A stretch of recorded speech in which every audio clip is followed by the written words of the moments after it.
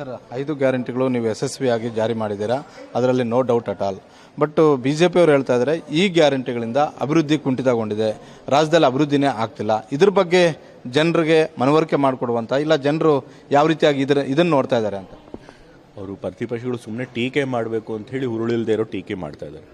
ಯಾಕೆ ಅಂತಂದರೆ ನಾನೇ ನೋಡಿದಾಗೆ ಎಷ್ಟೊಂದು ಕ್ಷೇತ್ರಗಳಲ್ಲಿ ಸಾಧನಾ ಸಮಾವೇಶಗಳನ್ನ ನಡೆಸ್ತಾ ಇದ್ದಾರೆ.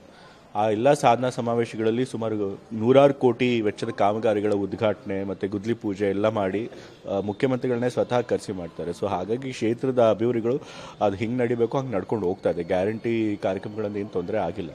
ಬದಲಾಗಿ ನಮ್ಮ ಕರ್ನಾಟಕ ರಾಜ್ಯಕ್ಕೆ ಕೇಂದ್ರದಿಂದ ಅನ್ಯಾಯ ಆಗ್ತಾ ಇದೆ. ನಮ್ಗೆ ನಿಜವಾಗ್ಲೂ ಎಷ್ಟು ಹಣ ಬರಬೇಕು ಅದು ಬರ್ತಾ ಇಲ್ಲ. ಈಗಾಗಲೇ ಎಲ್ಲರೂ ಪಾಯಿಂಟ್ಔಟ್ ಮಾಡಿದಾಗೆ ಮುಖ್ಯಮಂತ್ರಿಗಳು ಕೂಡ ಹೇಳಿದ್ದಾರೆ, ನಮ್ಗೆ 15ನೇ ಹಣಕಾಸು ಆಯೋಗದಲ್ಲಿ ಅನ್ಯಾಯ ಆಗಿತ್ತು, ನಮಗೇನು ಪರಿಹಾರ ರೂಪದಲ್ಲಿ ಕೊಡಬೇಕು ಅಂತ ಹೇಳಿದ್ರು 5,495 ಕೋಟಿ ಅದು ಕೊಟ್ಟಿಲ್ಲ. ಮತ್ತು 15ನೇ ಆಯೋಗದಲ್ಲಿ ಹಣಕಾಸು ಆಯೋಗದಲ್ಲಿ ಏನು ಪ್ರಸ್ತಾಪ ಮಾಡಿದ್ರು ಬೆಂಗಳೂರಿಗೆ 6,000 ಕೋಟಿ ಕೊಡಬೇಕು, ಅದು ಕೊಡಲಿಲ್ಲ. ಭದ್ರಾ ಮೇಲ್ದಂಡೆ ಯೋಜನೆಯಲ್ಲಿ ರಾಷ್ಟ್ರೀಯ ಕಾರ್ಯಕ್ರಮ ಅಂತ ಘೋಷಿಸಿ ಅದಕ್ಕೆ 1 ಪೈಸಾ ಹಣ ಕೊಡಲಿಲ್ಲ. ಜೊತೆಗೆ ಜಲ್ ಜೀವನ್ ಮಿಷನಲ್ಲಿ 13,000 ಕೋಟಿ ಬಾಕಿ ಉಳಿಸ್ಕೊಂಡಿದ್ದಾರೆ. ಬರಬೇಕಾದ ಪರಿಹಾರಗಳನ್ನೇ ಅವ್ರು ಕೊಟ್ಟಿಲ್ಲ.